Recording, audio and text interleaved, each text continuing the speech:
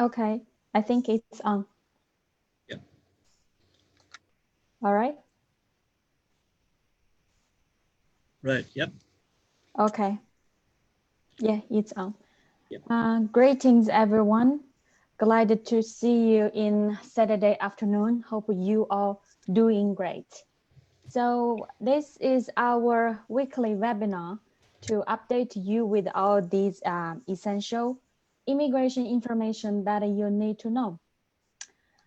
Firstly, I would like to give a brief review of the August invitation round, this official report. So in August, there were the invitation issued to skilled independent visa 189. It was 110, comparing to last round 500. It was a huge decrease. And also 90 invitations were issued to skilled work region provisional visa subclass 491 family sponsorship.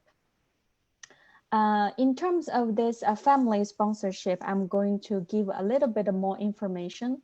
So let's say if you have skill assessment under non-parada occupations, especially in health-related sectors, and you have a family member live at a regional area, we highly suggest you to move to those regional area. Then you can submit your EOI under 491 1 year later, because the point under this family sponsor was only 75 points comparing to 90 points. This is a good points that is easy to reach. Also, the August invitation in terms of the occupations, all health related, specifically, excuse me, it was 2531 general practitioners, 2539 other medical practitioners, and 2544, of course, it's nursing. So the invitation process and the cutoffs for 189 was 90 points. So if you were under those occupations and your EOI point reached 90 points before July this year, and you are supposed to receive invitation. In terms of the September invitation, our prediction will be, it's just an assumption, because this invitation situation is correlated with the whole pandemic circumstance. From the information we perceived so far, the COVID-19 situation from Victoria shows some good trend, good decrease. So we assume for September invitation, it might open to all occupations, not exclusively to nursing or other health-related occupation. So this is a brief review or a brief prediction of this SkillSelect invitation. Next, we'll go to the EOI data retrieval and analysis on request. This will be conducted by Takrin. Takrin, please. Okay, hello guys. Firstly, anyone who is willing to ask the questions regarding the occupation, they can ask me here. So I'm just going to open the Excel with all the details for all the visas. Just give me 1 second. Right.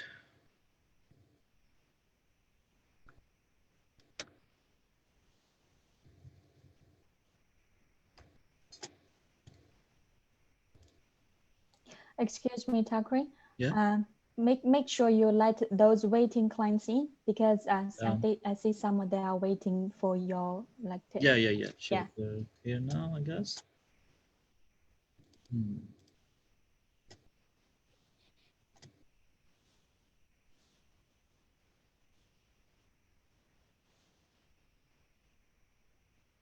Yep. I hope you guys can see the screen. So if you have a question regarding your occupation, like how many people have lodged the EOI, because we have done this before, but every week we have new people coming in. They want to know details about their visa subclass, like as in like which visa EOI has been lodged.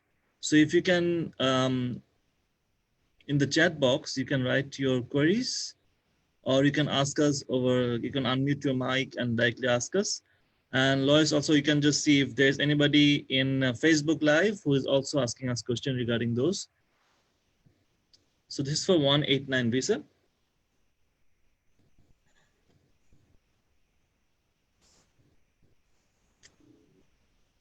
Okay. Yeah, we can see clearly.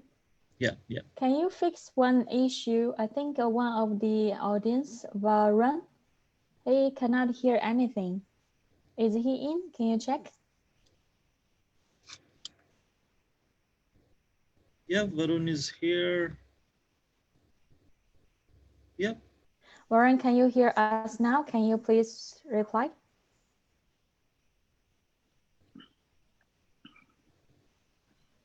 Hello, good afternoon. Hi, Varun. Yeah. Oh, yeah. This is not Varun, I'm Ali Faisal. Okay, Ali, can you hear us? Yeah. Yes, clearly. Yeah, sure. Just ask your question.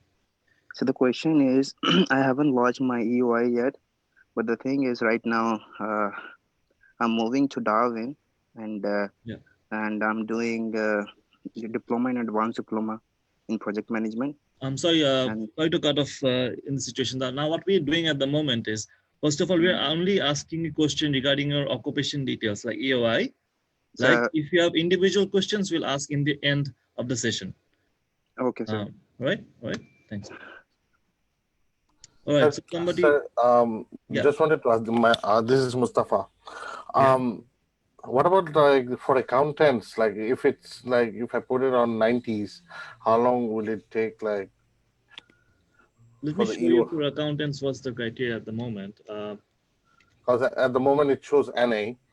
Like we're just like really. I mean, how many EOI has been submitted with 90 points? You can see is 2,249, and for 189 the quota is 1,000, right? Okay. So even if they covered, normally they cover like 30 to 40% of the occupation.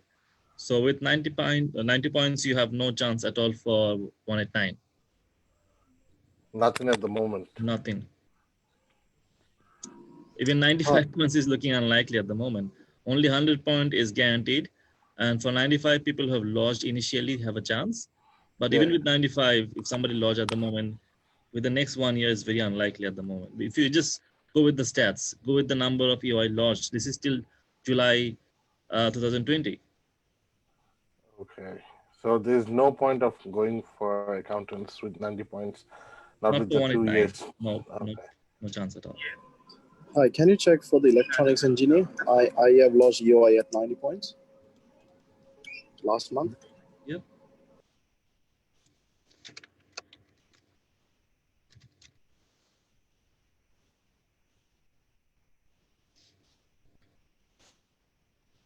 So there's a very good chance of getting invited because we can see only 50 people have it, electronics engineer. If that's the case, they will definitely cover up 95 by next round. And then with the next few rounds, I think they will definitely touch you 90. I put my EOI, I think 2 weeks back at 90 points. So maybe 3 to 4 more months should be fine. If that's the case. Okay. Yeah. They started giving the engineering 189s, or they're sort of still NA. I think they gave it last time, isn't it, Lois? I think they. If you open. Pardon? He's asking whether there was any invitation for electronics engineer. For August, no. August, no. But there was some invitation for electrical, right? You mean for August? For July. July, yes. Yes, there was. Okay, Takrin, we have packed inquiries on Facebook Live. Are you able to take them right now so I can pass you now? Yeah. You done with the last inquiry? Right. So we have mechanical engineer, somebody. The thing is, there's too many queries. If somebody can raise their hand. Yes, I see someone raising their hand. Can you unmute yourself and ask the question directly?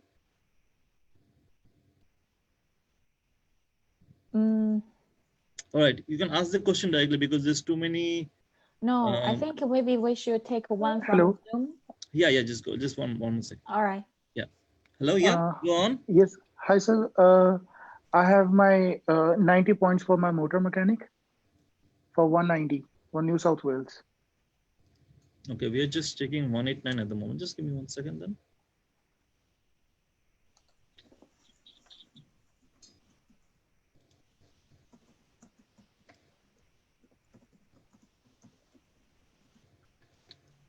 Right.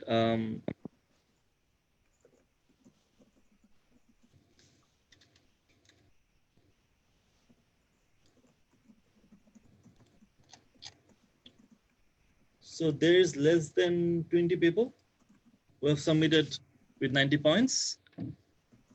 Okay. 190 NSW.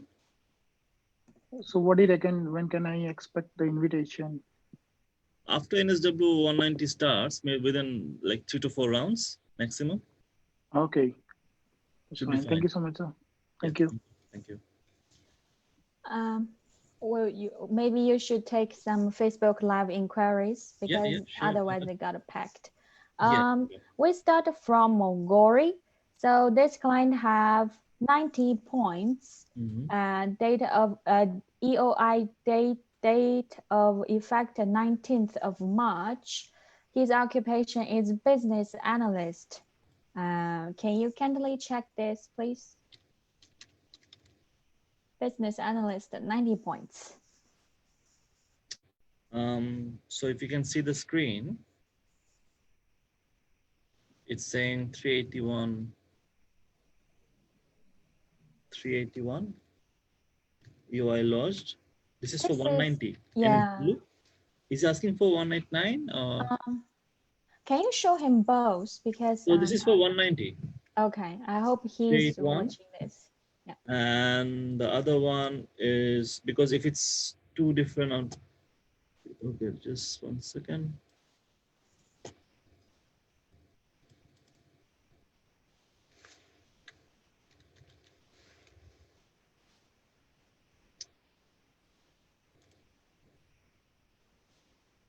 $333.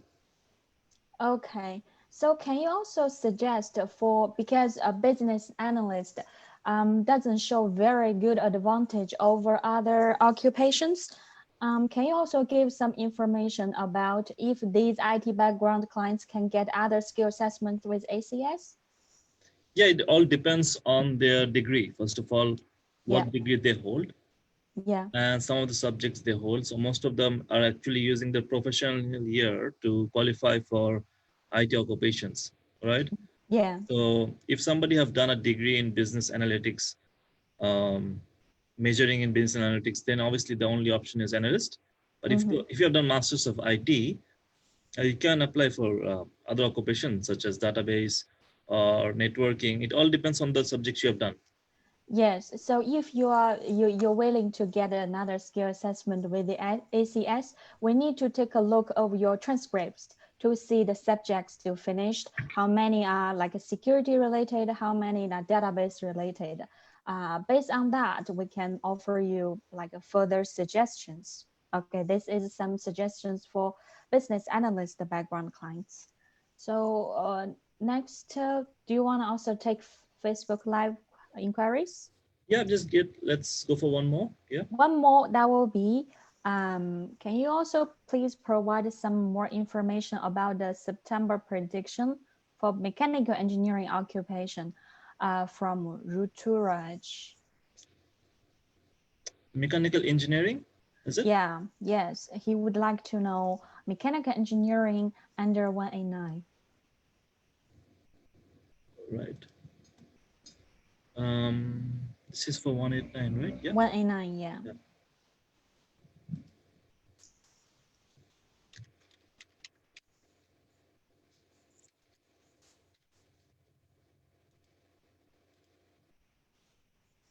So if you see the list for 189, I'm going to zoom in a bit so that people can see better.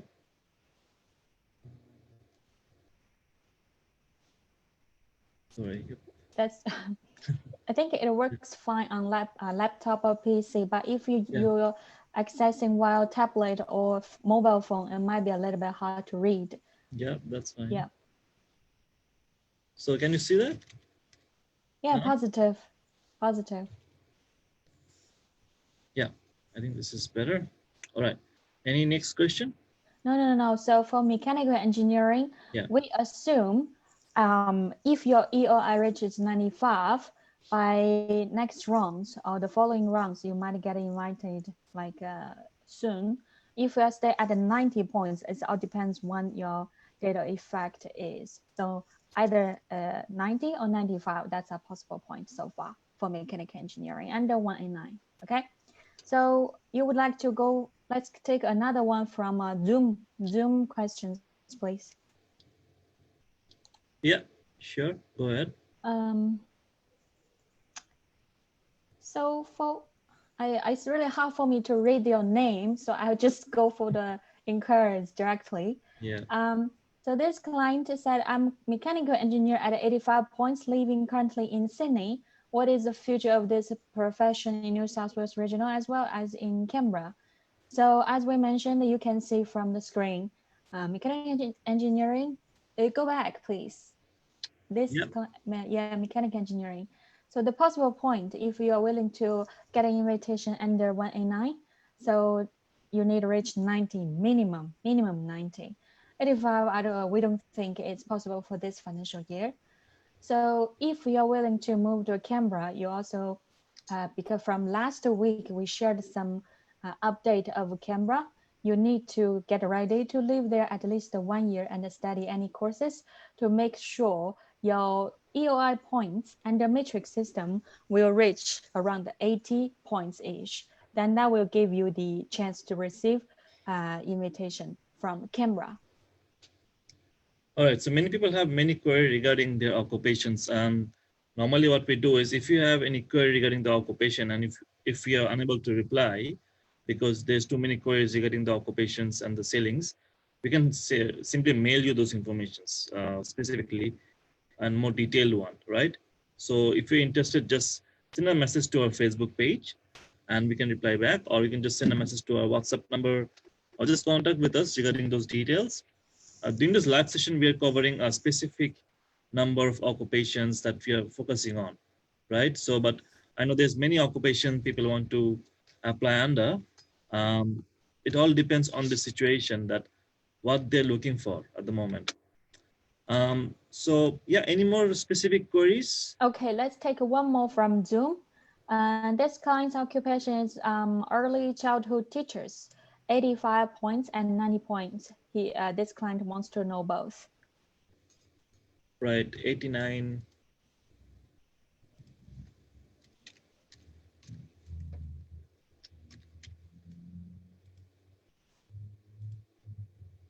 So as you can see, the number of EOI lodge is 76. 76 under 85. Yeah, please continue. So if that's the situation, you're looking for 190 as well for NSW, is it? The same occupation? We're not seeing any further information about this client. So okay, yeah, that's fine.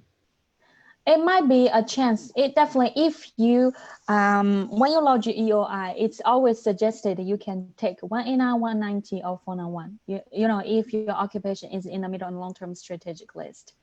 Yeah, because now it's better than nothing. Yeah. So I think we should go for Facebook inquiries because otherwise it's going to be too many. Yeah, yeah, sure. Okay. Yeah. So currently 45. I can see Sharjil Anzar who's asking for 90 points for project admin. Obviously, this goes for NSW 190. You can't apply for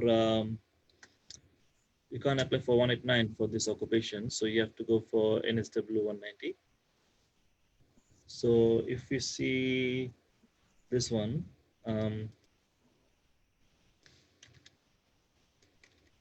it's project.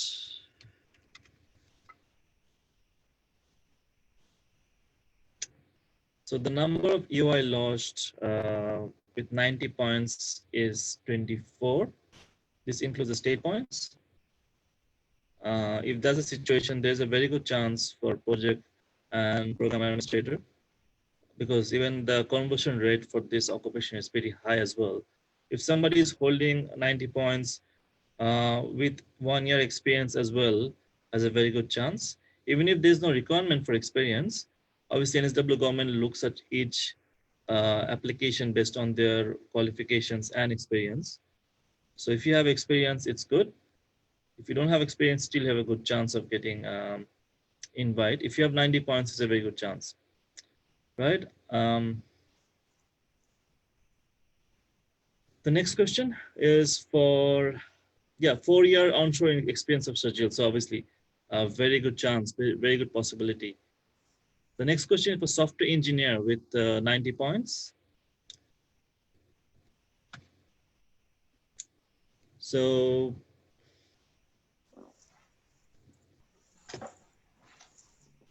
the next one again for one, so basically we have 2 separate files. That's why I'm taking a bit of time.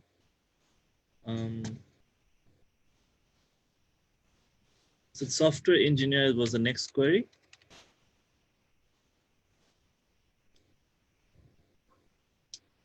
So as you can see, 90, I think Sashank asked about 189, 90 points. There's 225 submission, right?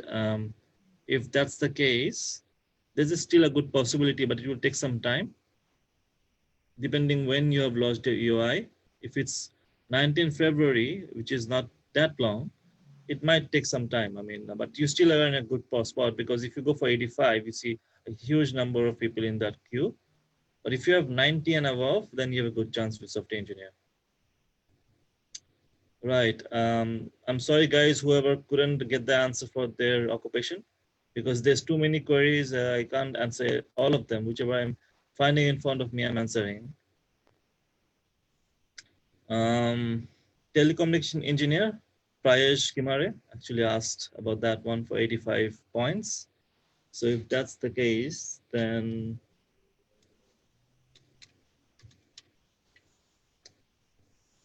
telecommunication engineer. As you can see, with 85 points, there's 103 EOI lodged, but telecommunication is a quite popular one along with civil engineering. So you have a very good chance of getting invite, depending on when you have lodged your invitation. But yeah, 85 points is good enough for telecom. But for 189, as we all know, that it's going to be a very small number of invitation given. So we have to wait for some time. Right. The next query, I can see somebody's asking with 95 points for NSW, including 1 year experience. So if you really want to see that data, I can show you the accountants, the next one for NSW. A lot of people are actually considering that as an option for them. But if you see, just look at this column. Look at the number of EOI launched for 95 points for NSW. If it includes the state point, it depends. If it includes the state point, it's going to be 100 points. Then you're under this one. If you have 95 for 189, it's 100 for 190, right? So if you're under this one, still you have a chance. But we have seen that last year there was like maybe 300 to 400 people who got invite under NSW 190. So even if you have 100 points, look at the number of EOI lost. It's very unlikely at the moment to have the invite in a very short period of time. It all depends on your qualification, how many years of experience you have, where you're working in your accounting field, what's your points for English. Everything matters in the end. It's not only about points for NSW 190, it's also about your qualifications. It's the government who decides who gets the invite. It's not just point based. So even if you have high points, like 95, which is you have to see how many people have lodged and got invited in the last few years, right? And we're going to have a session presentation just for accountants after some time. So we'll discuss about the options. Somebody's asking about, Arifin Chumo is asking about auditing. So I'm just going to straight go to auditing as well for just to compare for 190.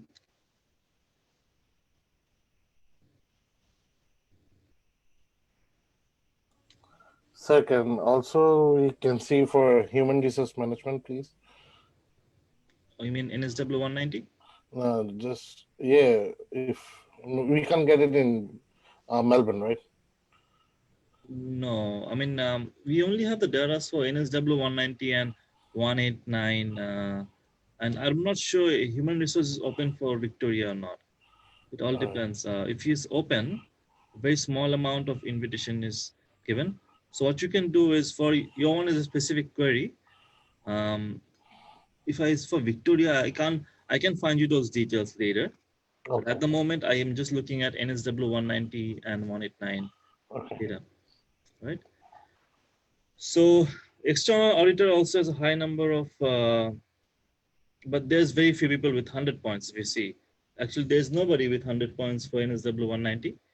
So, but obviously the fact is for NSW 190 for auditors, you need to have experience. If somebody has an experience under NSW and they have 95 points, then they have a very good chance. So it all depends. If you're working as an auditor and you got 95 points, including the experience points, you also have to understand that the professional year point doesn't count for 190. It only counts for 189. So if that's for auditor, so that's why probably you can't have 95, you probably have 90. So all these 1100 people who got, most of them actually has 90 points with experience for 1 year. It's still very competitive at the moment. Right? So for auditor, Takreem, yeah. Can you tell me about mechanical engineering? I've sent you the message with all the details.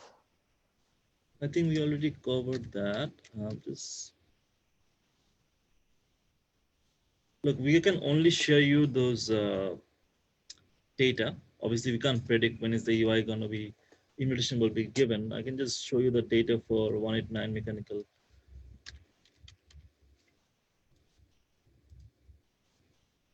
As you can see, the number of EOI lodged, if somebody has 90 points and above, they should get the invite for 189 in a few months. It all depends on how many invitation is given for the next few round, because if you add all of them up till 90, it's roughly around 240 to 250 in EOI.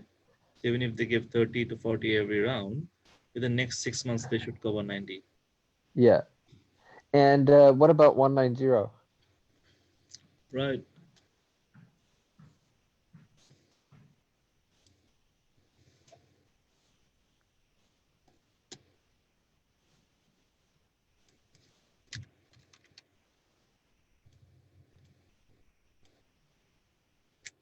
Yep. So for 190, if somebody has 90 points. No, I've got 95 for 190. So it's 164. Yeah. So do you think I have which one do you think I have a better chance at?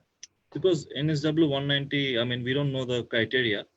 As of after October, we'll know the occupation list, which. Well, I do have more than 1 year of experience. Yeah, but you have to see that for NSW 190 occupation list, which occupation is has a high priority and which has a low priority.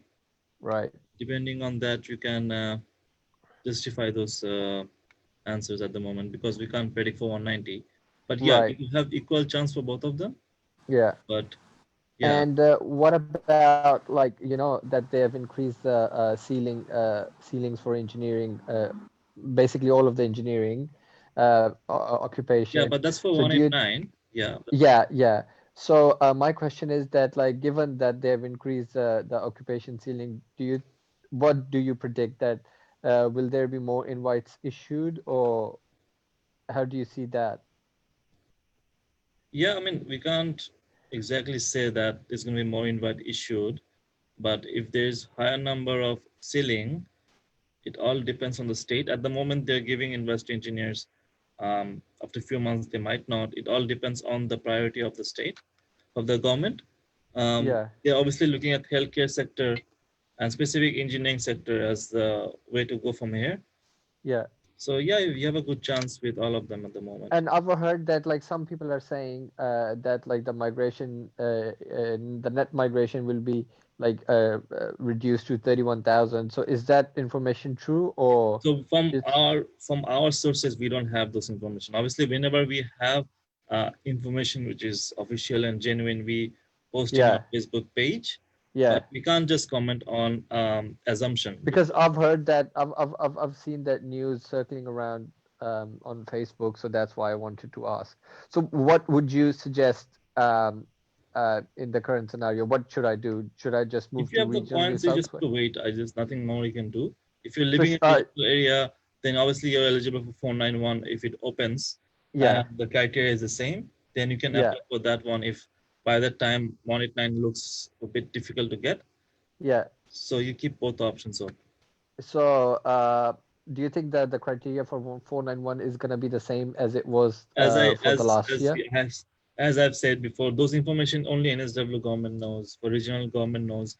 They don't. And you can't predict anything? No.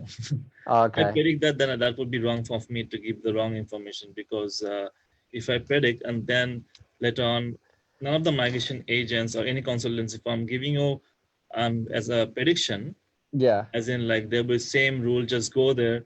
We always say from our Fusion Oz team, including our migration agent David Young, that we only can give you ideas of ways we can achieve something, but we can't guarantee. Like anybody in Australia can't guarantee as well. Of course. And just one last question. I launched an EOI for mechanical engineering 189 in November last year.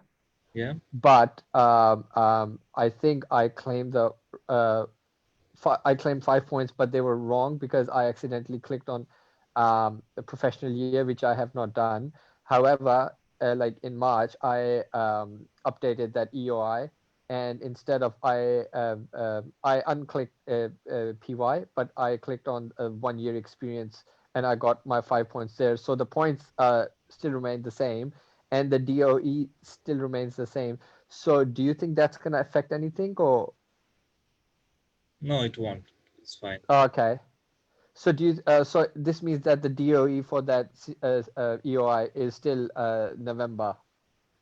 As long as the points doesn't change.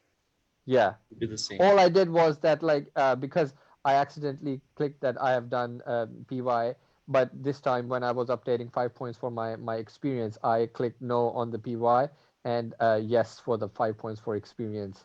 So yeah, so I just wanted to confirm that. Yeah, that's fine. Sorry for interrupting. Thank you. Yep. Takrin, you have to go to Facebook Live because live queries. Yeah, I can see a lot of questions up. I'm just going the ones I can see. Auditing 95 points. No, I think you skipped too many. In between there are many. You were doing from the bottom to up. Hi, good afternoon. Yeah. Yeah, I just have a question in regards to civil engineers. What's the situation is that like for the 190 and the 189 and the current EOI status? I don't know how this one just came out of, or just give me 1 second.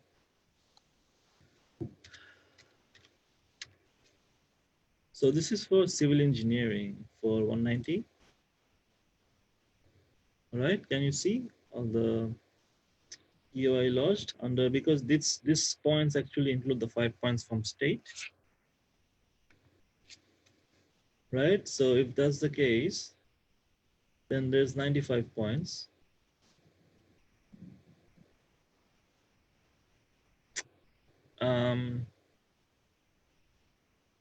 It's a huge number of people for this queue. If you have seen this, I can go to the next one. All right. Can you go for the question? I will just pass the questions for you, okay? Yeah, just keep them recorded. Okay, some unanswered questions from Facebook Live in case, you know, they, okay, so. Just give me 1 second, Lois. Let me finish with his query. Let me just finish his query regarding 189 for civil as well. All right. Just 1 second.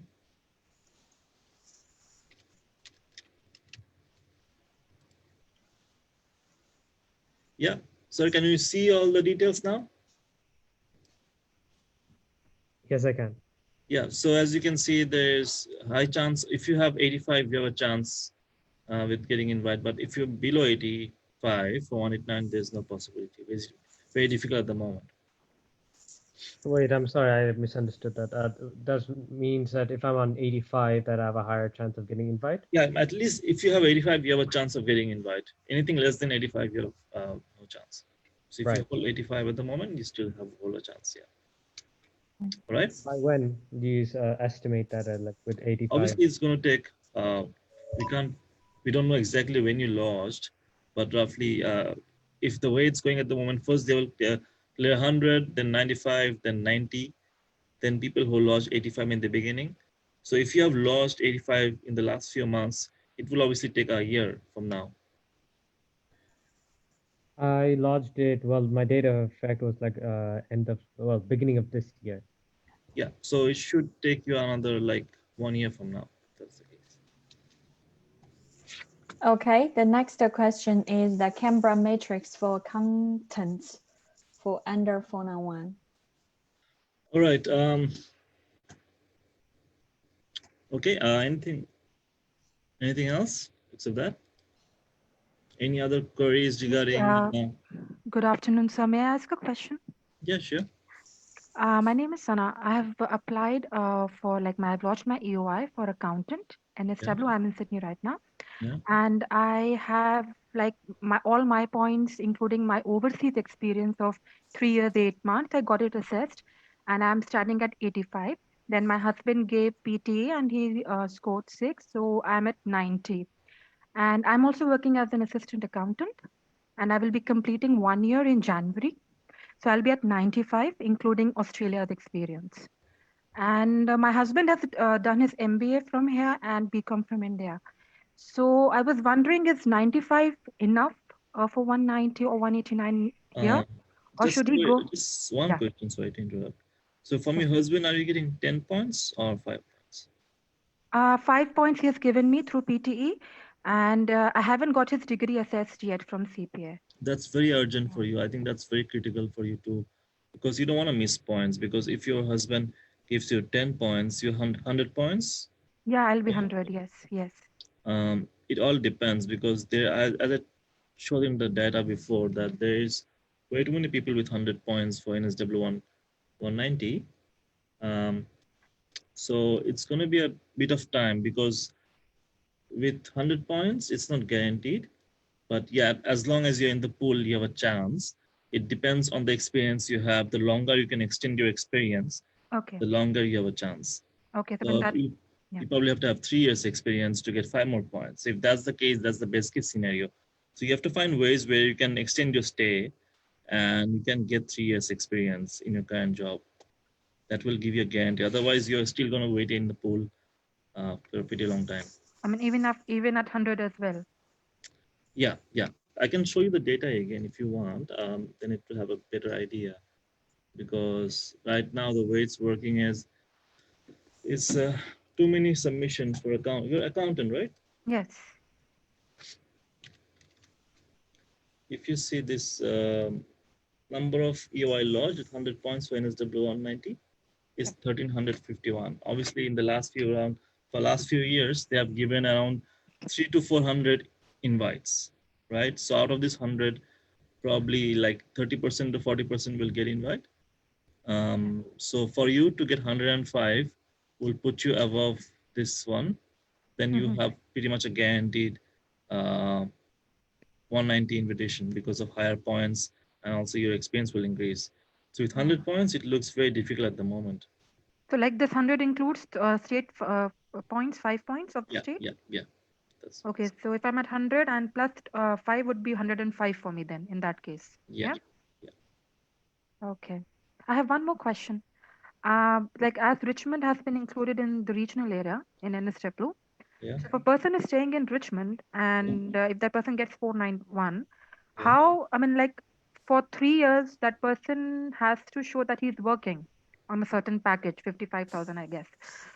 Yeah. So like where that person can work in Sydney, because that's the closest, I mean, place where a person can find a job. I mean, not in Richmond. Everybody cannot find a job in Richmond. Yeah. Yeah. So people can work in Sydney and stay in Richmond?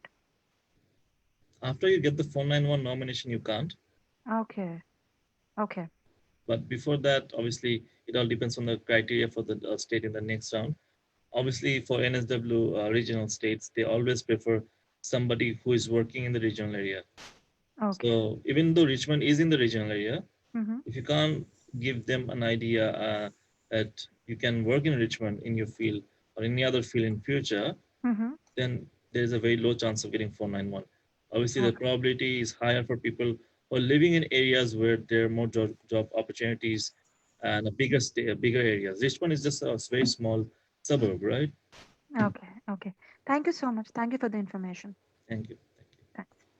Right, Lois, you can just add. Hello? We'll have like 10 more minutes for this EOI analysis. Hello? Yeah, go ahead. Hi, good afternoon, sir. Yep. I'm a chef. I have a 75 on point plus 5 for 190 New South Wales. Mm-hmm. And I'm working in New South Wales from last 4 months as a chef. Yeah. And I also have a 3-year experience from Victoria. So what are my chances for 190 New South Wales? So how much points do you have? 75 on plus 5, 80 points, including state 80 points. Yeah, so you're in this list, right? 160 people are in the queue. So yeah, you have a good chance because we have seen chef getting invited with 75, 80. There's a high number of invitations for chef as well. So as long as you have a good English, I think the superior English is very key. We have seen from our I got 7 each. If you have 8 each, then you have a good chance. I got 7 each. Yeah, so that's I think that's the critical factor nowadays, because when I see most of the invitation given to chef in NSW 190, most of them has superior English, which is 8.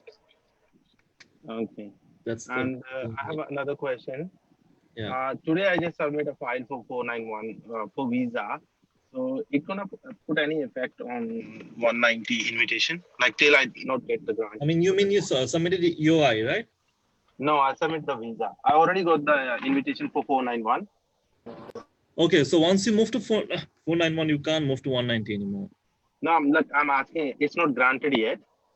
So till then, I'm asking. Like I have a chances to get 190. No. Once you have lodged your visa as well, I don't think you have any chance of getting 190. You can't get 2 visa this invitation at the same time while the other visa is already lodged. Okay. So if you have lodged for 491, you can't get 190 again because they'll also remove your EOI from the list as well. Okay. All right. All right. Okay. Thank you. Thakray? Yeah. Hi, good afternoon. Can I ask a quick question? Yeah, sure. Yeah. So, what are the chances of getting 190 on system admin for 90 points? This is for NSW? Yeah. I lost my EOI on July for system administrator on 90 points, including the state point.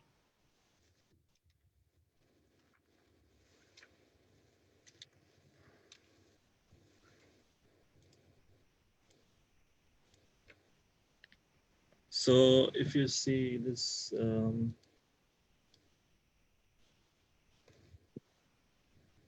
right. So how much points do you have? Did you say? 90. Right, 90. Including the state points? Yeah. Okay, if that's the case, then you have a good chance with 69 points, but 69 is the number of EOI lost, right? Yeah. But you have to understand that system administrator is not a very popular occupation. So I think ideally you should try to score 95. But if you have 90, you have a chance, but 95 would be better possibility. Yeah, because like last time, I think I heard that system admin got invited on 90 points on June, which applied in March. So the EOI loss was on March. Yeah, but it depends on the state government. We have to see the October list for NSW. Now you have a good chance. I'm not saying you don't have a chance. You have a good chance. Yeah. But after October, the NSW list will come out. So each occupation have the high, low priority, right? Yeah, yeah. So it depends how much the priority would be for the state. All right. Yeah. Thank you. Good. Okay. Thank you. I know a lot of people are asking questions in Facebook as well as Zoom. We can't answer all of them because we only have half an hour left in the session. Okay. Takreen, sorry for interrupting.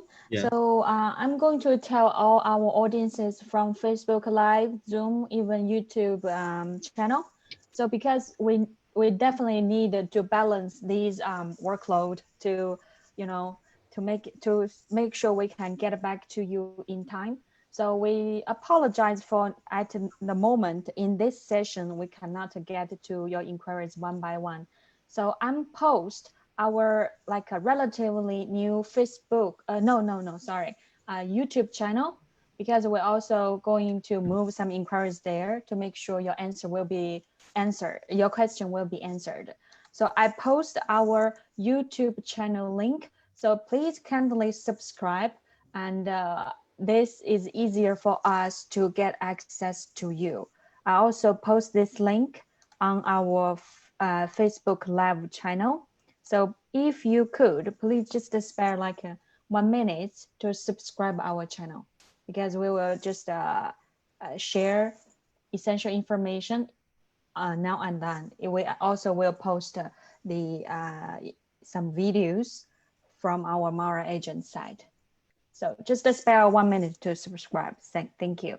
And Takreen, you can go back to some questions, back to whichever platform. Right. So I think we can proceed to the next session, which is Lois is going to give some updates on Tasmania and SA, right? Okay. So yeah, I can share. Can you ask me to share screen? Yeah. You can just share directly. I'm just closing my one. You can share. Okay. Just give me a second. Yeah. So because last week there are some update from Tasmania government and the South Australia government. I'm just giving the brief information towards the update of the requirements. First, that will be the minimum nomination requirements. Both cover South Australia 190 and 491. So the basic requirements I will not go through again.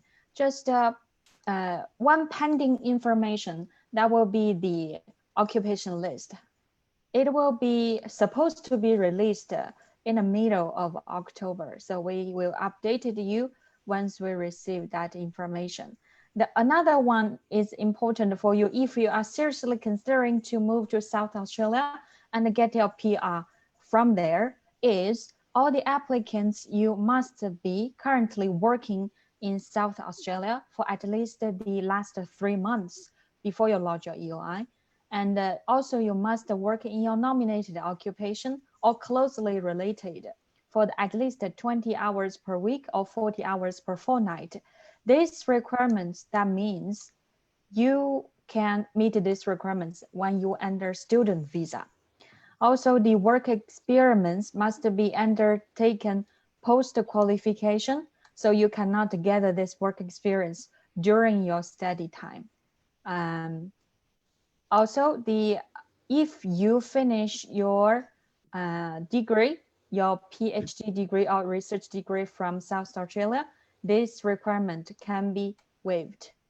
So this is the update of South Australia. So next step, if you want to move to South Australia, just wait for the new released occupation list from them. The other one is you need to know some update from Tasmania, but this is interim program. You can see from here, 2020 to 2021 program update. Interim where visa nomination allocation and the priorities. So after I go through these requirements, if you don't meet these requirements, you don't need to be panicked, because you can always wait after October, because they will update this information after October. So in between, if you meet any of these three categories, your application will be processed on a priority level. The first is high quality subclass 188 and 132, business innovation and investment program.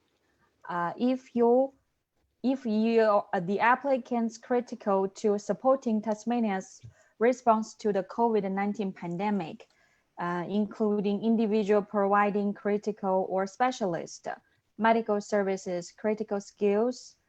I will explain further like what each field covers, like what kind of occupations falls into these different categories. Also, if you're currently in Australia, can demonstrate your capacity to meaningfully contribute to economics recovery of Tasmania, your application will also be assessed on a priority level. So these like specific requirements, you can go for this web page, critical skills and the requirements one. This is for current travel exemption information website. Like if you are in these critical skills or sectors, you will the travel ban will not apply to you. That means you can enter Australia. So for like if you are travel, you can see from here the critical skills required to maintain the supply of essential goods and services, such as medical technology, critical infrastructure, telecommunication, engineering, mining, supply chain logistics, agriculture, primarily the maritime industry. So this is the one side. The other is, of course, the health sectors, needless to say that. Also delivering services in sectors critical to Australia's economic recovery, such as financial technology, large-scale manufacturing, film, media, television production, and emerging technologies. So these are the definition of the critical skills or sectors. So if you meet either of these ones, so and your application is lodged in between from August to October 2020, then that means you can enjoy this privilege. Otherwise, you have to wait after October. So these are the two updates we get from Tasmania government and the South Australia government. Go back to your Takrim. All right, just give me a second. Yep. Okay.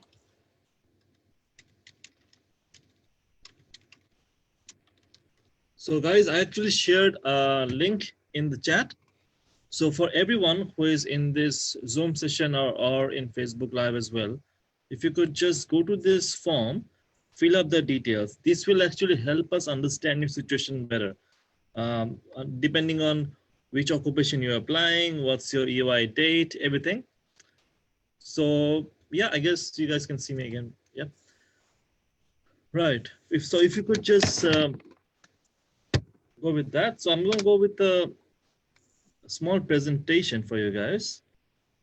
Now, how many of you are accountants in this group, like in this Zoom room, I guess? I am one of them. Right. Okay. So we understand that other occupations are there. Everyone has their own query, but I also understand that it's ideal for you guys to know what's the next step, because I think the most affected people are the accountants at the moment, which is for sure the case. Yeah, you can just wait for a second. I'm just looking to go. Right, can you guys see the screen, everyone? Yes. Yep, all good. Right. Okay, so the key question to ask all of you guys is this questions. First of all, for anyone who is an accounting graduate, who has finished the Master's of Professional Accounting or Bachelor's of Professional Accounting, whether they're in the TR or they're just starting or whatever it is, these are the questions you have to ask yourself first. First question is, can you get 20 in PTE by getting 79 each or IELTS 8, whichever it is? Can you achieve that, or your level of English is not up to that level? That's the first question you ask yourself. If you can't, then you have to keep yourself in a different plan, not in accounting. You have to go for something else. Second question, what are the chances of getting a job as an accountant by the beginning of second year, which is like second year of TR? Can you get the 1 year experience in your field? Yes or no? That's a simple question you have to ask yourself. Third thing you have to ask, do I see myself getting a stable income in regional area?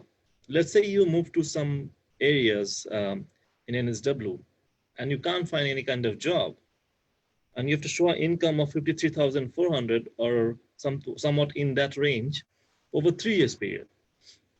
If you can't, can't go for 491, but 191 PR, because ultimately that's your main goal. So you have to choose a state where you can actually get that income. So if your answers are all no in this, then you have a different option. If your answer is yes for one of them, for instance, if you get PTE 20, you still have a chance. And the second question is very critical, accounting job or not. Now, the next slide, we're going to discuss about some more points. Right, so no accounting job. So no accounting job, and just one second. Yeah, if there's no accounting job and you don't have 20 points from English, then these are the options you have. First option, you complete a new course, right? And that particular course can lead to 189, 190, or 491. The second option, you move to regional area such as Tasmania or Darwin and complete 1 to 2 year course to secure 491. The third option is you move to regional area of NSW and look for accounting related job and also start your plan how to settle in NSW regional. Because when you apply for any regional nomination, you have to tell the government, this is my plan for the next 3 years to 5 years. So if you can't meet those requirements, you can't actually get the 491. So you have to plan that way. It's not guaranteed, obviously, from the records we have for the last 1 year. But if you have a plan and if you have a job in your sector, somebody's working in Sydney, they're living in regional, the government will look at the application and they'll be like, okay, this guy is not going to stay here for long. So you have to understand that getting a job in regional area is also very, very critical at the moment. So this is the option that you can look at. It depends which one you choose. All three options has equal chance of getting an invite, but obviously looking at the occupation ceiling and everything, and with the number of people applying as an accountant, it looks like you need to go for a new course, which is the best idea at the moment. Ultimately, you want more security, so that will give you an option. Now, let's say you have, let's say you have an accounting job, but your visa is expiring. What would you do during that time? So the option one for you would be applying for Masters of Research. Why? Because some accounting jobs, the company would want to have a full-time worker. How do you work full-time? While you're in student visa, if you go for a course like Masters of Research. But by having the 2 years of visa, student visa, with full work right, you can work in your accounting job and increase your points for experience. So let's say somebody has 95 points now, they can become 100 points after 3 years of experience. And getting the visa is probably the easiest out of all of them. Student visas probably have the highest success rate. The next one you go for is you convince your employer to sponsor you under 407 training visa. We have some cases in the last few months, people who have got 407 visa as an accountant, because 482 work visa is very difficult because it's very difficult to get sponsorship from company. So if you have a 407 training visa, all you need is a training plan as an accountant role. A company has to agree to sponsor you under 407 training visa as an accountant, and then you work for 2 years in your field as well. So basically the 407 also gives you a 2 years visa, up to 2 years, depending on your training plan. So it is also a good opportunity for you. I don't know if you guys can see me properly. I think the light is a bit dark, but yeah, the option 3 is if your company allow you to work part-time as an accountant, yeah, then you go for a student visa, the cheapest student visa possible, and then you extend your visa. So these are the 3 options you pretty much have as an accountant if you have an accounting job. And if you have a partner, obviously you can put your partner to student visa or some other visa and be as dependent as well. That's another option. But it's very critical for you guys to think, before it was 1 year accounting job. That was the minimum. Okay, if you have 1 year, you're fine. Nowadays, with the competition you have, if you have an accounting job, try to have 3 years of experience in that role. Then you have a high chance of getting PR, because of obviously the government wants people with more experience. So if you're working 3 years in accounting role, your points will go up. The chances of getting invited under 189 and NSW 190 will also increase. Okay, that's pretty much about accountants. Now, if you have any question, you can ask us directly on Zoom about these options you have. Anyone who's an accountant have some queries?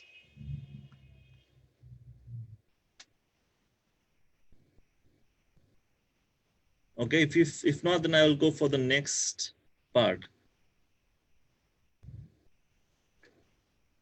I can see, yeah. Yeah, Abhi, yeah, go ahead. You can unmute yourself, yeah. Hi, sir. Yeah, you might be bored with the same question again and again, but I'm tax accountant in NSW with 3 years of experience and positive skill assessment for employment from CPA. So yeah. I'm like 100 points for NSW. So yeah. I'm very worried about my chances for NSW 190. Yeah, if you have 100 points, you have to understand you're in the same pool with so many other accountants. And yeah, because like any candidate who has 95 points without states, they have like normally 1 year experience, PT, NATI, everything, and single points. Yeah, so they have 95, but my 95 has 3 years of work experience. So comparatively, will I be more favorable for NSW 190? Definitely. As yeah, that's my obviously NSW government will give more priority for people who have experience over people who have done professional year or not. It's like, obviously that makes more sense. If somebody has good English and more experience, that person will be in a higher priority to NSW government than somebody who has done professional year or NATI. You know what I mean? So if you have points for 5 points extra for experience instead of doing a NATI course, the government will obviously pay for you more. Yeah, actually, like I have every possible points, like all PT8, NATI, professional year, and 3 years of skill employment. Only I have unskilled partner with competent English that gives me 5 points disadvantage. So what's your partner's qualification? Like she has overseas qualification. Like I can't work on that one, so it's just 5 points from her. All right. Yeah, I mean, if that's the case, then you probably have to wait with that for NSW 190 to give you invite. But obviously, there's so many EOI lodged people who there would be people with 5 years experience as well as an accountant. So it all depends. But yeah, I mean, you have a good chance compared to other people who have 1 year experience. That I'm focusing on that bit. The longer the experience, the more the priority, the more chances. And for 189, it's all about points. So unfortunately, if you can't get the extra points, it will be difficult. Yeah. Sure. Yeah. Thank you so much. Thank you. I think there's one more query. Yes. So my name is Shresh, and I have 95 points in accounting general 189. Yeah. Currently, my visa is in AAT, and I'm enrolled in a diploma course. And I have a job offer as a bookkeeper in regional NSW starting September. All right. Yeah. So I'm not sure like what should I do, because before this I was planning to go to Tasmania and start all over again. Right. Yeah. So but like I think I should try this regional NSW with the accounting job offer as a bookkeeper. Yeah, that's an option for you. But so you have 95 points, right? Yes. Which includes 1 year experience? Yes, 1 year PT, NATI, so just the general stuff. All the boxes are ticked. Okay. So as I explained just now, there's so many people under the same situation. Now, you still have the job, or you have just left the job at the moment? No, so like I finished 1 year accounting job last April. So I've got this new job offer starting September, mid-September in the regional area. So it's a new job. So is it in same field? Isn't it? Yeah, like it's same field as in it's accounting, but it's like a small restaurant and business accounting. All right. Yeah, still, I mean, if you have a job in regional area, you have a very good chance of getting in. And regarding the job, sorry, if I can ask, like regarding the job, does the business have to have certain requirements? Not for 491, because 491 you're not applying based on job. Those requirements are just for work visa for it too. Oh, okay. Right. So 491 they don't have a work requirement at the moment, but next invitation round, if they have a requirement, obviously they will look at how genuine the job is. Yes. But they can't obviously give you an invite based on job only. It will be a lot of other factors. Okay. Because which area you're living in also matters, because every area of NSW government and regional government also have some quotas, right? Yeah. Okay. So it depends on which has lower population, which has higher population. Yeah. So it all depends on those things. Okay. But yeah, you have a good possibility if you have a job. The 491 would be a good pathway for you. Pathway for that. And can I ask you one more question? So it's not regarding this. Like, if someone has to start, like, as a new student and they decide to go to South Australia next year, like, is it as like what they have updated few days ago, that you study in regional area and like, stuff like that? Like, does that help? Yeah, that obviously help. I mean, you would recommend anyone and everyone who is starting the courses in Australia to study in regional area. First of all, you're obviously, at least you should get 491 for those state if you can't get 190. And every regional area, every regional state always prefer their graduates. So SA would prefer their graduates over somebody who's applying from some other state or somebody who came later on in the state. So it's always preserving people from their own university students. So anyone who's studying in regional area, SA, Canberra, whichever it is, they're going for, they have a higher possibility in future compared to in Sydney or Melbourne. Yeah. Okay. So regarding that, so it should be better that if I study in regional area and work as the accountant in regional area. I mean, for you, study is not the factor at the moment. But like, will that give like additional support, or it doesn't matter? Yeah, studying in regional area, as in like you're doing a 2-year study, that will give you 5 more points. Okay. That is one more thing. For anyone studying in regional area, will get 5 extra points. Okay, so that's only for 2 years. Yeah, anyone studying for 2 years in the regional area, any regional university. So that's the way you can increase your points as an accountant. For now, okay, thank you so much for all the answers. Sure, thank you. Okay. Yeah. Can you also clear a similar doubt from a client? He said if he stay at work in regional area and study in Sydney, will he be eligible for that 5 point from regional study? So could you repeat the question again? I couldn't hear you properly, Lois. Oh, sorry. So this client, he's stay and work in regional area, but he's study in Sydney City. So will he be eligible to claim points, claim 5 points from regional? So the condition is you have to study and live in regional area. Yes, yes, positive, because you need to be both physically study and working both at a regional area, then you will be eligible to claim that 5 points. Yeah, you're studying and living and studying. Yes. Working is not the 5 points for. Working you can do any other areas, but living and studying has to be in regional area. Okay, I also saw one more inquiry that you didn't reply, which is quite common for many accounting background students. They finish their MPA from Sydney and their 45 expired. They would like to know some course suggestions that will lead them to another PR pathway, like occupation, you know. That's what I'm discussing now. Yeah. So the courses I'm talking about at the moment are courses which would be another options for you.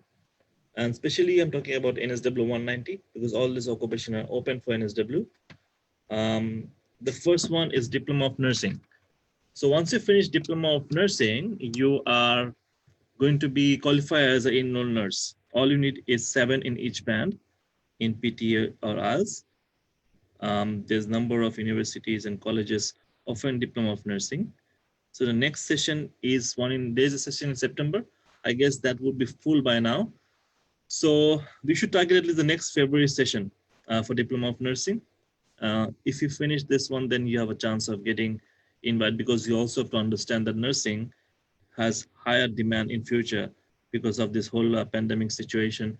The government will obviously want more nurses to work. Obviously, enrolled nurse is not the same as a registered nurse, but it's still going to give you a pathway for PR, and the cost would be roughly around 25 to 27,000 for 1.5 to 2 years course. That's some of the course you can go for.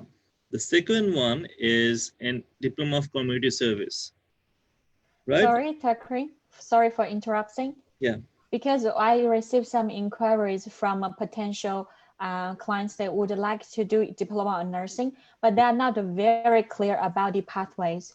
So probably we should just give them a brief idea. What's the process? Like they finish their 2 years course, then the next step, they will go to register from Alpha, right? Yeah, Alpha, yeah. Yeah, after they get the registration, then they go to AMEC to do their skill assessment. Yeah. Once they do finish the skill assessment, then that will be the EOI and wait for the invitation.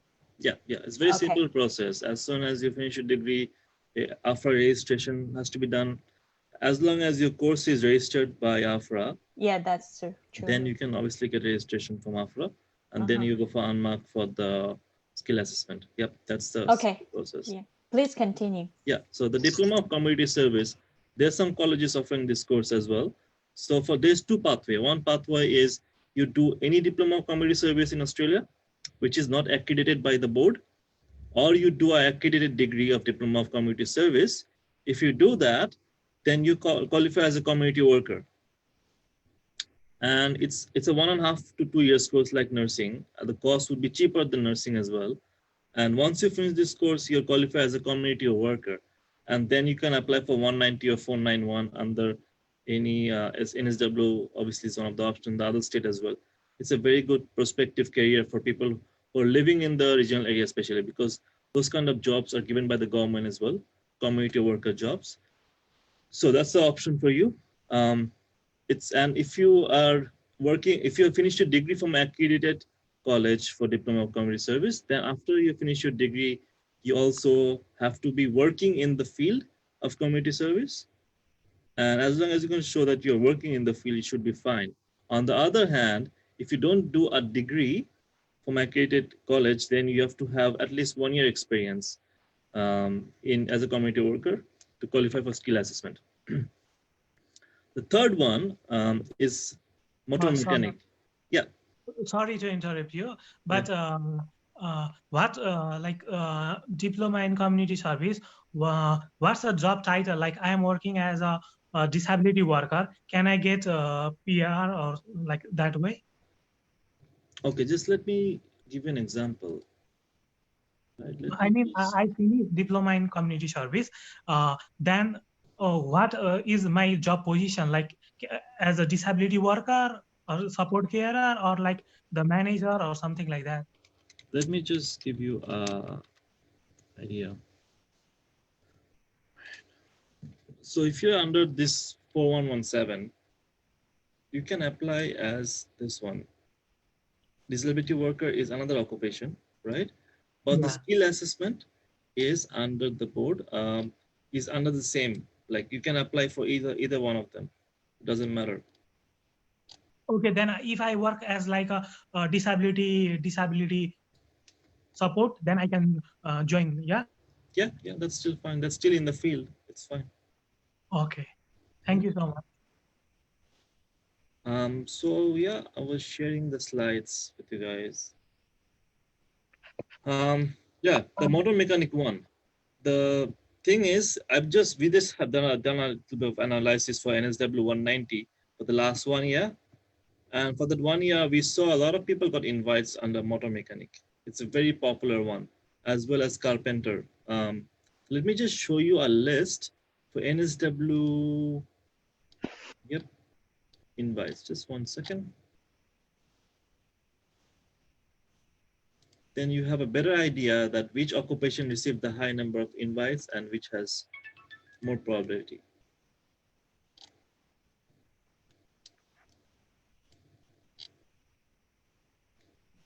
Right, so if you see this Excel, I don't know if you can see, I think you can. So if you see the number of invites for motor mechanic, I think we shared this in our Facebook page as well, about motor mechanic having a very high number of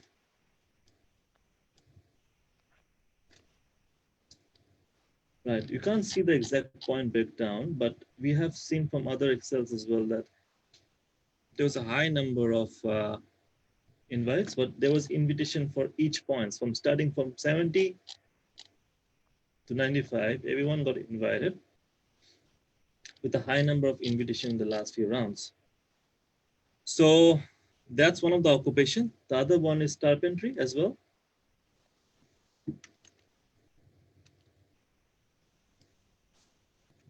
Carpenter, that also has high number of people with 70 to 85 points got invited, most of them. I think in our Facebook page, we also shared those information. Now let's go back to the slides. So how do you qualify as a automotive in a mechanic? So you have to finish a certificate 3 and or certificate 4 and diploma in automotive. There's different automotive vehicle technology. There's different courses. Once you finish those courses, you have to work for 1 year in your field. Like for instance, if you're a motor mechanic, you have to work for one year as a motor mechanic and then qualify for the final assessment. There's a different step for the trade occupation. But once you qualify, as long as you have a high points like 70 to 75, that's pretty much high for motor mechanic. You have a very good chance for NSW 190. Carpentry, same thing. It's a 2-year course that you can finish a certificate 3 in carpentry along with a diploma of construction management. If you do this course and then you work 1 year as a carpenter, you can work obviously under some company, or you can work as an individual as a carpenter. And once your skill has been assessed, you can apply for 190 for this one as well. It's a high possibility of getting invited with low points for these occupations. And the last one we're talking about is higher education. Now, let's say a lot of people want to do a new course, right? And they don't want to do a trade course, especially because you have to work in that field to qualify, right? And nursing and community service is in demand, but if you want to apply for 189 as well, these 4 courses doesn't require experience to qualify. especially the last one, Graduate Diploma of Early Childhood. This course is only 1 year. It's only available in only 2 universities in Australia, not in NSW. But if you can complete this course, then you're qualified as an early childhood teacher. It's a 1 year degree. You qualify as an early childhood teacher. Then you move to NSW back, from the courses is only available in Victoria at the moment. And then you can apply as an early childhood teacher directly with a graduate diploma degree for 1 year. That's it. So people who is studying the TR can do this 1 year course and then come back to NSW and just apply for 190. And if you're working as an early childhood teacher, which is not that difficult job to get as long as you're qualified, then you have a high possibility of getting invite under this one if you have 85 to 90 points. But if you want something which is short and easy to complete, then this is a good option for you. Graduate Diploma of Early Childhood Education. Then the second option is Master of Secondary Teaching. So all the teaching courses require very high level of English. That's the major criteria. I think, Lois, if you can add, if you're there, if you can add, what is the requirement for English courses? All right, okay. So I think it's 8 in listening and speaking and 7 in reading and writing. And I think for the assessment, you probably have to increase to 8 in all the bands at the moment. That's for teaching. So if you can finish a Master of Secondary Teaching, then you can apply as a secondary school teacher. The next one is social work. You can finish Masters of Social Work for 2 years and then apply. And the last one is Bachelor of Nursing, which is pretty much if somebody have done Diploma of Nursing for 1.5 to 2 years, they can do the 2 years Bachelor of Nursing course. Otherwise, it's a 4 years degree. So you can do a 2 years Bachelor of Nursing and apply as a registered nurse. If you qualify for any of these 4 occupations and have 80 to 85 points, you have a very good chance of getting invited. So people for other occupation like accounting or other business fields or any fields which have high number of EOI lost, so the options you can look at. Right? Okay, so I'll just end this presentation. You can just ask the question directly. Unmute your mic and just ask this question directly.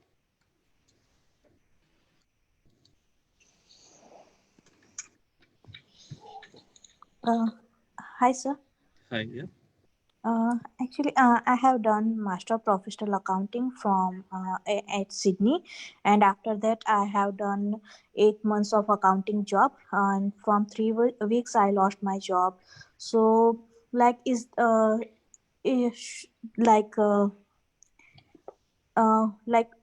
if there is any rule if I have to find this job urgently, if there is a gap in between, if I will get the job after 4 months, so it should be okay. That gap is considered or not? Yeah, that's fine. That gap is fine. You work for 8 months in one job and the other experience you have. But obviously, if the gap is very long, if it's like more than 6 months to 8 months, then sometime while doing the assessment with the board, there are some issues. So it's ideal that you get a job soon. Okay. And is there any chances for me to get in Canberra for the PR purpose? As an accountant? Yep. If you see the Canberra matrix and if you see the number of occupation ceiling, especially for accountants, and every month they will, right now they're going by every month, right? So for the last month they had 5 seats for accounting. That's like, I mean, it's just going to get filled in like half an hour. There's too many accountants in Canberra. So if somebody has been living in Canberra for some time, as I explained in the previous part, that all the regional state will always prefer their own graduates. So if somebody has finished studying in Canberra as an accountant, They have been living for a long time in Canberra as an accountant as well. So their chance of getting invitation is higher. So by doing this, what they're doing is they're not giving opportunity to people from other states. That's their priority at the moment. So if you're an accountant from Sydney, going to Canberra and getting invite is none at the moment. You have to find your invitation. As I explained the last part, do a new course or move to regional area and start living and working and looking for jobs in your field. But those Canberra one, I don't think is an option for you. Okay, and I have done HR from India as well, MBA HR. So, is there any possibility in HR, like HR as advisor or recruitment consultant? Recruitment consultant is in the list, but it's not open for all the state. But you have to first work in that field, right? Okay. None of the degree, I mean, as an MBA degree doesn't actually have much value in Australia when it comes to occupations. You can only qualify for accounting and maybe a finance manager, and the remaining ones, you have to have experience. So yeah, unfortunately, it won't actually help you in anything. And if I will have a 90 points here in Sydney, so is there any possibility to get a invitation? No, with 90 points, I have explained before. 95, sorry, sir, 95. We need 95 points. There are like 1,500 invitation EOI lodged for 189 and 1,100 with NSW if you add the state points. So now the way it's going at the moment for the next few years, if you can't get 100 points, it doesn't look like any chance at all. Unless you have to move to regional and get 15 points and get a nomination from there. Because for regional, point doesn't matter. People got invited with 70 points, 65 points as an accountant as well. Right? Hi, sir. Hello. Yeah. Hello. Hi, sir. Thank you for your information, sir. I just have a quick question. So, right now I'm actually working in an accounting field job, but right now I haven't done the CPA assessment for the current job which I'm doing. So, is it a must to get the skill assessment done with CPA or any other accounting body prior applying for the EOI points? So can I get the points without doing the assessment? Right. I can just invite David. David is here. David, if you could unmute yourself. Yeah. Hi, David. Yeah. So Hansini, right? Yes. Yeah. Yes. Yeah. So your question was that do you have to do CPA assessment for work? Is it compulsory when you're applying for PR as an accountant?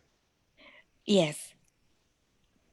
It's not a compulsory, pretty much, but obviously, if they can give you the, because either you up to the immigration when the immigration to assess your work experience, or before that, if like you can ask the CPA to assess the work experience, it's more easier to claim the points. Okay. So I think that's the only difference, but obviously, because you don't want to, because with that work experience and you put in the points and you got an invitation, but in the later stage, the immigration think your work experience is not relevant to the nominal occupation, which will be, lost your opportunity for your EOI. So in that case, we will suggest like if you can do the CPA work experience, it's more easier for you to be, forecast your points. So that would be, because for CPA, if they already assess your work experience, so this means you're already done with the points. So they don't have any adults with those points anymore. So in the later stage, then you don't need to worry about like either or not like the immigration is still consider that 5 points or not. So that's the only difference. All right. Thank you, sir. Thank you so much. No, and not a problem. Yeah. And just a quick question. Actually, my husband has done a degree in management, and right now we're actually trying to assess his degree. And I saw that we actually need to submit them a detailed syllabus for them to see if we can get an exemption for some subjects. So when talking about the detailed syllabus, we are actually trying to grab those details from the sites, but it just give a small description, I mean, like in one para as a summary. So is that really be a matter for him to and for them to see if he's all right to get the exemption for those subjects, or do we need to make sure that we are just submitting them a whole list of units and the subjects which he covered in that particular unit? Sorry, you mean for the ACS or for the CPA? CPA. So CPA. Yes, it's non-award. Okay. Yeah, so we are, Yeah, I do understand, because normally when you, especially for some university, then they will be provided, the online, the course description is quite, like the summary. It's not like handbook style. So pretty much like but because in that summaries, they not including those like what sort of like the learning material you're going to be using, what sort of the working hours will be be calculated on the particular subject. So for somehow like for CPA, they still will be looking at looking for something which is more detailed for them to to more easy to tell the the subject whether or not it meet the Australian requirement. So I think in that case, then you probably just need to be contact the university which your husband studied before, and I'm pretty sure like in the university they should have the the standard, which is the syllabus for each of the subjects. So that will be make your assessments more easier, because obviously if you want to try to get exemptions, so that would be more more easy for you if like you can organize all the required documents to provide it to CPA, which is more easy for them to give you the somehow some credit exemptions, right? All right. Yeah, it's clear. Okay. Thank you. Yes, thank you. Thank you so much. So we have some people who raised their hand. So Yogendra, is it there? Yeah, you can ask a question. Can you hear me? A bit slow. Can you speak a bit louder? Yeah. At the moment, I have lost my EOI on 95 points, and I'll be reaching 3 years of experience this October with accounting. So is there any possibilities to wait in New South Wales with 100 points? As an accountant? Yeah. So David, he's asking about you will have 100 points as an accountant, including the 5 points from state. So what are the including 5 points, it will be 105. 105, right? Okay, then I can share the Excel with you. As an accountant, there is not too many people who have got 105 at the moment. But that's for 190, right? 105. Yeah. So if you see this Excel for accountant, there's only 75 EOI lost. Still that's, yep. But David, if you could explain to them, how does NSW government determine which they will give invite? Is it based on points only, or do they look at other? I mean, pretty much because in New South Wales, from our like this year's experience, pretty much like from the state government, they will be looking at first, of course, the points, which is like if you got a high points, then of course you got a high possibility to be getting invited. But somehow, I think from the state government point of view, they also look at another two criteria. One is the language, which is if you got the PTE or IELTS, full mark, and also for the work experience part, if like the persons working in, especially for mid-size or large size of the companies in New South Wales, it's more easier to be getting the the invitation. Maybe the points you probably only got 95 points or below, But if you can have some good experience, like from the some big organization, with your accounting job, or with you're working in the accounting department, which I think at the moment it's quite easily to be getting invitation. Okay, thank you. And also, No worries. I've had also 1 year experience as a production manager in manufacturing. So I was thinking to apply a EOI as a production manager. So is it in a critical skill list for 190? You mean which state? In New South Wales. So the New South Wales list is not out yet. It's going to be out, I guess, in the 190. Does production manager falls on critical skill criteria? But critical, there's no critical list for NSW though. That's for ACT. Okay. Right. NSW have their own occupation list for 190. So it would be announced somewhere like October, November. And So when what that do you happens, think are the chances with as a production manager, 85 points, or I go with stick with accounting with 3 years experience with 105 points? so production manager, you worked for 1 year at NSW? Yeah. All right. And as a production manager, how much is your points? As a production manager, like I got full in PT, I got NATI, I got my, I think it's 85 points as a production manager. Yes, only thing you can get is as a production, which is under production and plant manager, right? Is that the one? It's manufacturing. Okay. You got that assessment already from the board? At the moment, yeah, I'm trying to gather all the documents, and it's almost ready for the assessment, skill assessment. Right. So people from 90 points to 65 points, everyone got invited. Like a lot of people got invited for production, but it's a very rare case because you can apply for both separately. There's no harm in it. You can apply for 2 separate EOI. Okay. And I can wait for both of them. Yeah. Does doing skill assessment in 2 different with body harms my EOI later on?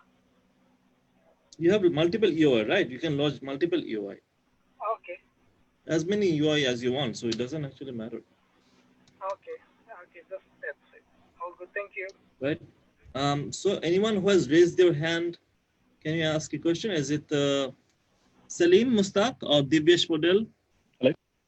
Yes. Hello. I want to ask a question. Okay. So it's Salman, right? No, Salim. Salim. Okay, Salim. Yeah, you're right. Yeah. Salim. Yeah. I've completed my mechanical engineering from University of Wollongong. I'm planning to move to Canberra for my professional year. I'm a bit confused after Canberra have released their critical skill list, and mechanical engineer is not listed in there. So what do you think? Should I move there or not to my professional year? Yeah, David, did you get the question? Yeah. I think because for the Canberra's the current the list, which is only up till October, so pretty much like we still need to see the after October, and when they release the full list of the occupation, then we can discuss further, because obviously I think at the moment all of the states is still will be be considered or concerned with the current virus issue. So at the moment I don't think there's too much difference before October. So pretty much I think if the virus is going going down, and I think the engineering, like the occupation, definitely will still back to the the list. That should be not a problem. But it just when there's nobody can tell at the moment, so we have to be a little bit patient to to wait, see what happening. Yeah. All good, Mr. Salim? Yes, sir. Thank you very much. Yeah, thank no you. worries. The next question, please. If somebody has raised their hand, it's Salman, I hi, think. Takrim. Yes, hello. Hello. My question is regarding New South Wales 491. So as we know that around June this year, the eligibility criteria was changed more on a relaxed manner. That the requirement for New South Wales residency there wasn't any time limit for that. So now they have closed that, but in the coming migration year, when they open the New South Wales 491 visa, what sort of eligibility are we, more on an assumption basis, but what could be the chances as in, would it be as rigid as what it was last year at the beginning of the migration year? Right.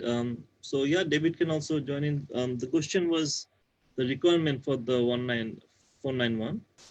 I've already explained. Some people actually asked us before, what are the probability that they will have the same rule as last time, that they can just live in regional and get the 491. So Okay. question for Salman is, what are the chances that it will stay the same rule or they will change to a new rule as in like? Pretty much, I think from the last invitation, actually, state government gave a little bit surprise for us. So pretty much, I think it's a little bit big gift, like to everybody, which is like doesn't have too many conditions with on that round's invitation. For October, I still thinking it's possibility, which is they still will be giving something generous. So because at the moment it's still in the virus matter. So I think in terms of the invitation number or the application number, I think compared with the before, it should be less applicants within the pool at the moment. So pretty much I think still it's a possibility they will be giving some like opportunities for everybody, like if they move into the regional they get invitation, but obviously there's no any guarantee at the moment because I don't think the for the state government they haven't released anything regarding those conditions yet. But when we look at, for example, when we look at the current Canberra's or current Tasmania or South Australia's, like the state government nomination, they still will be given the critical, the sections for the occupations. So in that case, maybe they will be go for that way as well. So we cannot be tell at the moment, but actually, like if you want to move into like if you wanted to move into, for instance, like the Central Coast or Newcastle or Richmond or whatever, you can try.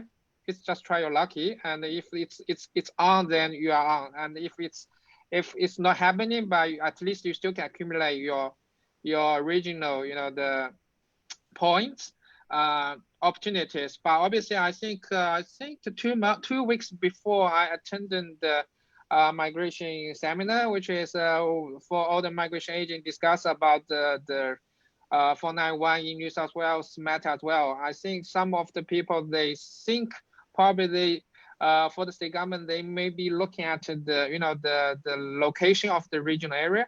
So if they move into more further place, it probably be more safety. But if you move in some place which is around the Sydney area, they probably will be on the risk level, on the risk path as well. So that is all the the information probably everybody guess. So pretty much I think if you have a plan, because back to the list topic, if you can find a job in regional area, I would be suggest you just go to regional as soon as possible, because obviously to apply for PR at this stage, which is you cannot just like to buy a lotto, you never know what's happening for next week, next month.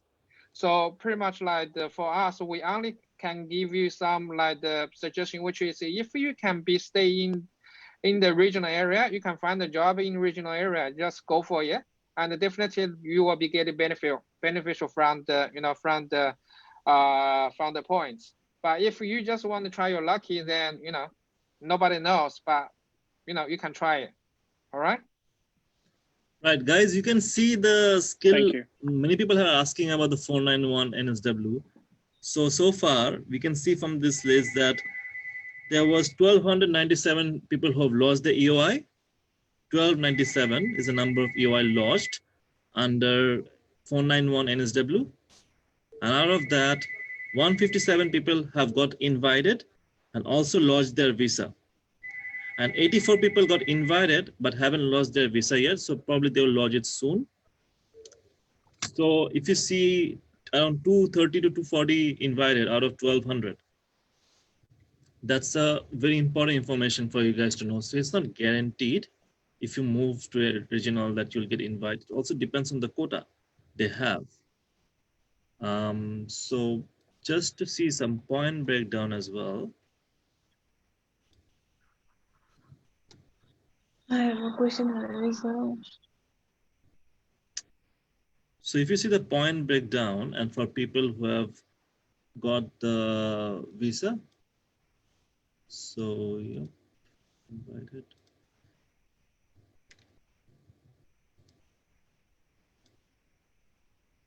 So yeah, I mean, people from all points, from 115 to 65 points, they all got invited. And I think the highest one was 80 points, and 75 points also got it. So it's not about how much points you have, but it's more about what are the probability of you living and settling in regional area. As David had explained, that the farther you go from NSW, the more chances you have. Because if you're living in Wollongong, Newcastle, there would be a risk that what if you move back to Sydney? So yeah, so there's places like Dabo, Orange, Albury, those have high probabilities at the moment because of that reasons. Excuse me. Yeah, sure. Hi. Hi. I'm currently doing my PY. I'm IT student, and Yeah. by the end of my PY, I'll have 90 points with me. Is it better to stay here and apply my 189 from here, or it's better to move to regional? Actually, I'm under software engineering category. Software engineer, and you're living in NSW? Yeah, I'm living in Sydney. And you're working in software engineering? No, I'm not working. Okay. So yeah, I mean, if you look for 189 at the moment, and I can show you the screen as well, for software engineering.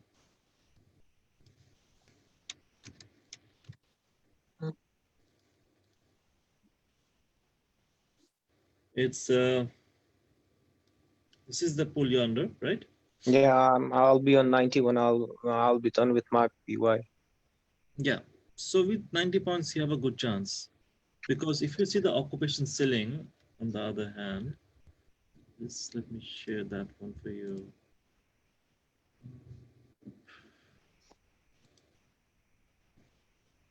For software engineer. Yes. So it's around 8,000, right? Mm-hmm. So, and they gave around 1,900 invitation last year, right? For software engineering, it's the same category. And if I just, the one I showed you before, if you have 90 points, you have a good chance of getting invited as a software engineer. Okay. So it's better to stay here and wait? Yeah, and look for jobs in your sector. That's what will be giving you. Yeah. Thank you. Thank you. Anyone else who have a question? I just had one question. Like you said, like for accountants to change the occupation, go to like trade course or anything like that. So I just wanted to know, like, my visa is expiring on 15th of March, and I'm finishing my accounting degree on October. So what I wanted to ask is, like, let's say I change my occupation and move to, like, let's say automotive or something. So, and then, because like I'll be downgrading from bachelor's level to certificate 3 or diploma. So will that be a problem? Yeah, David, if you could. Yeah. Okay. I think that may. Sorry. So you finish your bachelor or master's like in Bachelor October of then? Accounting. In Bachelor of October. Accounting in October, right? So, you got two options then, because obviously one option is like you can still using your bachelor's degree to apply for your PSW visa. So this means you still can apply for the PSW visa with that 2 years times. Yeah. And in the meanwhile, you can do 1 year, for instance, like cookery course. And after that cookery course, then you can still to do the the job ready test. for the skill assessment. Another option is obviously you can just do your bachelor's. After do your bachelor's, then you can extend your student visa with a vocational course. Actually, we're dealing with a lot of like students, not only just bachelor, even some master students, they're going back to the trading course. As long as like you have the reasonable reason why you want to change your course, because obviously you're changing your career, for instance, like you don't like the accounting, and then you want to in the future you want to go back home and then to setting up one like either garage or like the restaurants in your home country. It's still reasonable reason like to tell the immigration. So you still can apply for the student visa with the vocational course. But in that case, then you need to finish that 2 years vocational course to apply for 1.5 years 45 visa. Okay. But so that two options is still possible, like for you to to decide it. So yeah, that's not a problem at all. So which one do you think is a better option, like applying for my? I mean, if you want to do the fast track, obviously the change it to PSW and then continue for the trading course is more easy for you. So you don't need to bother with the visa extension. So you still will be keeping with your 45 visa to to starting the trading course, and then you using that trading course like the skill assessment to in the second year to meet the job ready test requirement. And then the other thing is like what I saw on the PowerPoint slide was like it takes like 1 year to get the skill assessed, like 12 months. Yeah, that's right. And that's then right. so then if I finish my 485 visa after 1 year and then I finish my let's say I get my skill assessed and everything. So what visa will I go after that one? I mean, after that one, then it depends on how soon how soon you can be getting invited. Then, otherwise, if you still be in the queue to wait for the the invite, then either I mean in that case you of course you still have to go back to your own visa. So in that case, maybe you have to swap back to to student visa at that time. So that is probably one options. Okay. So like do you say after I get my skill assessed and apply for like 190 or 189? 189. So 189, and then I have like 6 months in hand. So is that time frame gonna be enough, or what do you suggest? No, sorry. What do you mean that 6 months times then? Like let's say I go on a student visa in March, and then I study for 1 year, 2 years I think. Sorry, 2 years then. Yep. And then I apply for 485 visa. So which means after that is for 1.5 years working. The 45 the older like the 45 visa. So this means you will be getting 1.5 years like the working visa. Okay. So with that 1.5 years, then you were using 1 year for the PSW. For the job ready test. And after your job ready test, then you still have a half year left. So pretty much like it may be you can get invited. It's up to how many points you'll be getting, and otherwise then after that 45 finish, then you can move back to the student visa again. So that's another option. Okay. David, I got a question for you. Yes. My TR is finishing up in 3 months, even in end of November, and I've completed everything PY, NADI, PD, and everything I did from accounting. All right. So since I'm getting like 90 points, it's not possible to get PR like from Melbourne. So and also my TR is finishing off. Is there any other options for like doing anything? So pretty much like that is we going back to the our today's topics. So pretty much with the 90 points with the 189, it's gonna be very tough. So pretty much I think either you need to consider the regional area, and the second option is you probably need to change to the different occupation or the but in that case this means you need to study something else before you can go further. So that is only the two options at the moment, I think, for most of the 90 points of the accounting. Okay. Thank you. Thank you. Right. Any more questions? Because I think we need to wrap it up. It's almost 6 p.m. We have extended the session for half an hour more. So, yeah. Yep, go on. If there's somebody else have a question. Yep. Yeah, so, I have one question. Sorry, I was disconnected before. Yeah. Yeah, so I worked as an account assistant at RSPCA, and now if I will get a job as an account payable, so is that okay, or I need to have a job as an account assistant?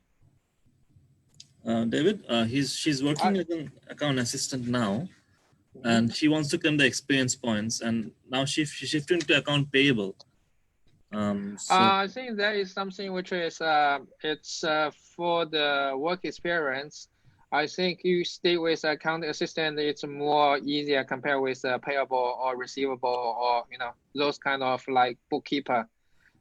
Because some of the students doesn't getting the work experience with those bookkeeper or payable job descriptions.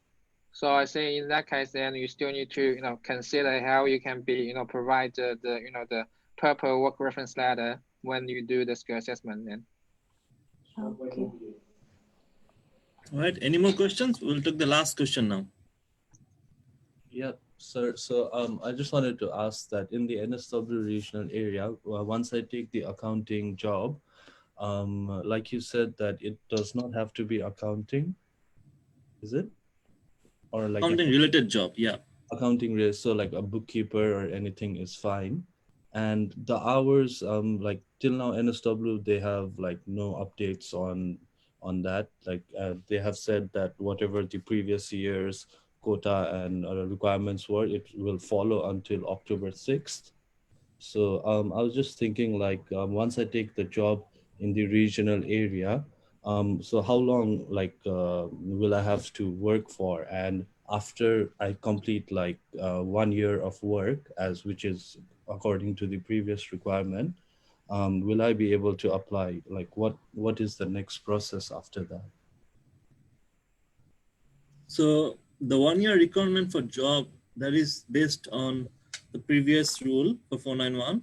Yeah. But the last July one, they have the requirement that you need to work, you have to live in regional, not work. Yeah. But we don't know exactly, as David explained before, that there's a possibility they will have the same rule as before. Yeah, okay. But you probably have to be living in a state, in an area which has more probability. For instance, if you're living far away from Sydney, then you have more chances of getting 491.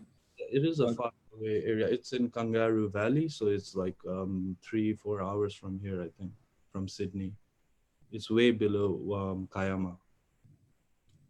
But have you got a job in accounting there already? Yes. No. Yeah. So I've got a job offer there as a bookkeeper for a like it's not a big company. It's some small chain of restaurant owner. Okay. Yeah. So yeah, that's so David. He got a job offer in a Kangaroo Valley, right? Yeah. Yeah, as a bookkeeper. Yeah. But given that the accounting, like the job is not required or not, which we'll know in few months' time. So what are the possibility that he has at the moment? Because he's got a job as an accounting role or a bookkeeping role in a region which is far away from NSW, first of all. Yeah. Which has, so what are the possibilities that he has? I mean, when we're talking about the 491, pretty much like, I think everybody can see for some reason, which is, the state government, which will be called, called deletion. So there's no such like, regulation or the requirements, which is black and white on the paper, which say, hey, like we definitely need this, and then we will be giving the visa or we will give you the invitation. So pretty much like for our advice to our students, which is whatever, the job, like if you can be, if you can find a job which is more related to accounting, that will be more safety for you to be getting invited or put yourself in a good position, which is to be received the invitation from the government, because as we can see, like 491 or especially for 491 190, which is all decided by the state government. So pretty much like they can decide the the criteria for each times.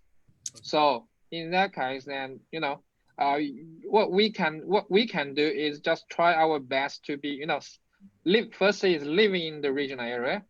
The second is to be find a job in the regional area, and it doesn't matter how related to the accounting. At least you can be survive, and at least you can prove yourself. Actually, you are confident to be living in the regional area for another couple of years, because even for the student, for the applicants receive the 491 visa, they still need to be staying that particular area definitely for another couple of years to apply for the permanent residency. Yes. So in that case, then, because I think for the regional area or for the state government point of view, they want to see the applicants who actually make a commitment, and then at least they can, from the evidence you showing to them, which is you can be living in those places, and you don't have any problem to be to survive in those places. Yes. So in that case, then for the government, they will be more confident to give you the invitation. Otherwise, everybody can see like a lot of people just want to take these opportunities to see whether or not they can get in the visa, because at the moment 189 is quite difficult to be getting a visa. So that's why they're only just because of the visa they want to go into regional, but obviously they don't have any further plan for themselves. But obviously for the purpose for the state government to give you the visa is they want you to be living in the local community and then contribute your, your knowledge, your experience to the local community as well. So I think that is all about why the state government give the 491 visa then. All right. Okay. Thanks, David. Thank you. Thank you. Thank you. I think we are done with the whole session. We have almost 2 hours of session now, answer most of the questions. And next week we'll again come for another session discussing about new stuff. Thanks, David. Thanks, Lois, for being there. Thank you. Zachary, can you please share the form in case anyone would like to book further appointment with us, so they can fill in another form that we can keep our records. The George form. Yeah, just share again.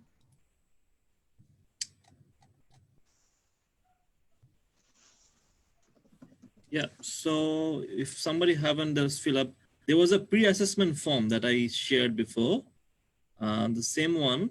If you can fill up this form, then we can contact with you regarding your case.